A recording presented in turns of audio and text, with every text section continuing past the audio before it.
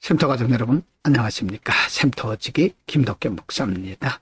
오늘은 누가복음 9장 51절부터 62절까지고요.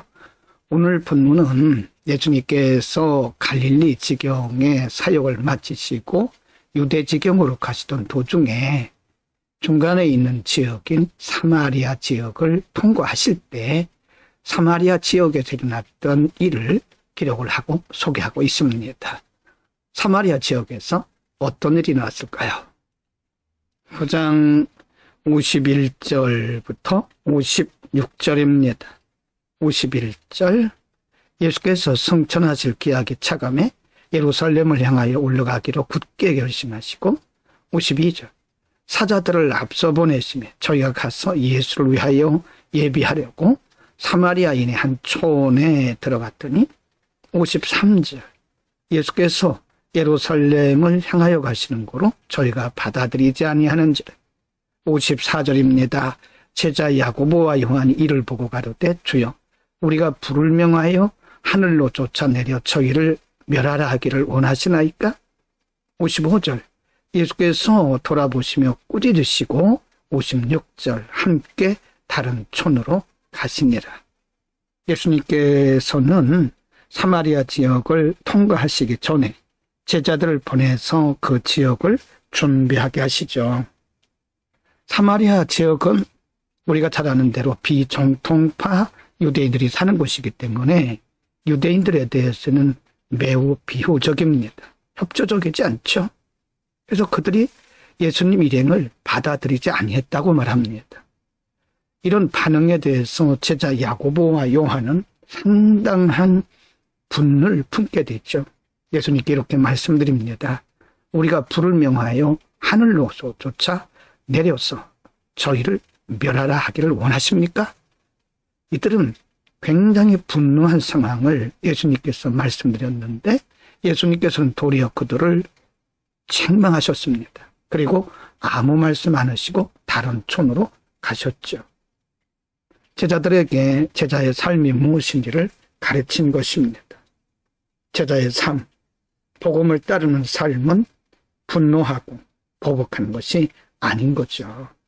예수님은 그 지역을 조용히 피하셨습니다. 9장 57절부터 62절입니다. 57. 길 가실 때에 혹이 여짜오되 어디로 가시든지 저는 저처리이다.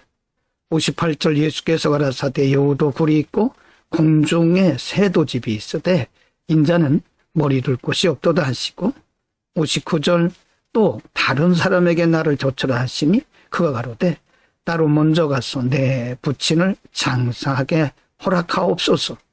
60절입니다. 가라사대 죽은 자들로 자기의 죽은 자들을 장사하게 하고 너는 가서 하나님의 나라를 전파하라 하시고 61절 또 다른 사람이 가로되 주여 내가 주를 쫓겠나이다마는 나로 먼저 내 가족을 작별케 허락하소서. 62절 예수께서 이르시되 손에 쟁기를 잡고 뒤를 돌아보는 자는 하나님의 나라에 합당치 아니하니라 라고 말씀을 하십니다.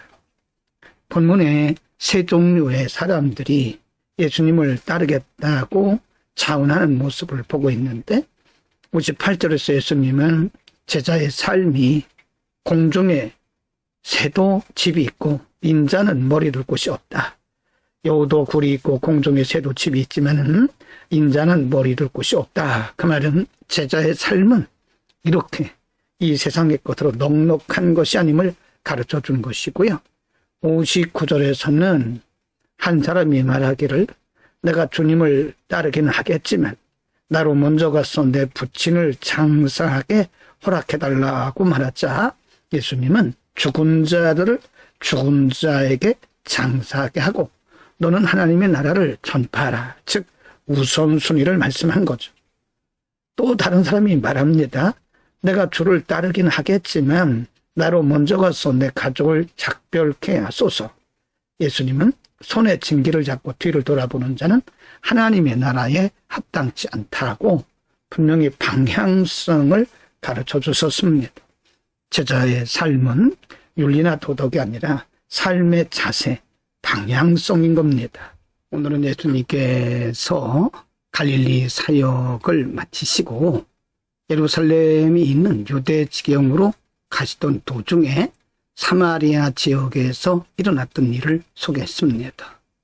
제자들은 사마리아 지역 사람들이 예수님과 그 일행을 받아들이지 않았을 때 분노하고 그들에게 화를 내면서 보복하려고 했지만 예수님은 그들을 책망하셨습니다.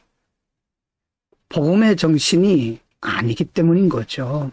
복음 정신, 즉 예수님의 정신은 보복이 아닙니다. 그럼에도 불구하고 용납하는 거죠. 또 뒤에 부분에 있어서는 제자의 삶을 가르치시면서 제자의 삶은 언제나 가치관이나 방향성이 바로 되어야 되는 것을 가르쳐 주셨습니다. 우리는 모두가 다 주를 따르는 제자들입니다. 이 세상의 가치관에 우리가 매몰되어서는 안 됩니다. 우리의 방향성은 언제나 하나님의 나라죠. 세상이 어찌하든 조건이 어찌하든 사람들이 어찌하든 우리의 시선은 언제나 하나님의 나라에 둬야 됩니다. 기도합니다. 걸어가신 아버지, 수많은 사람들 가운데서 우리를 뽑아서 하나님의 나라의 자녀 삼으시고 또 우리를 그리스도의 제자 삼아주셨사오니 우리의 평생 동안 우리의 가치관, 세계관, 우리의 방향성이 언제나 바로 되게 하옵소서. 제자의 바른 길을 가게 하옵소서. 예수 그리스도의 이름으로 기도드립니다. 아멘.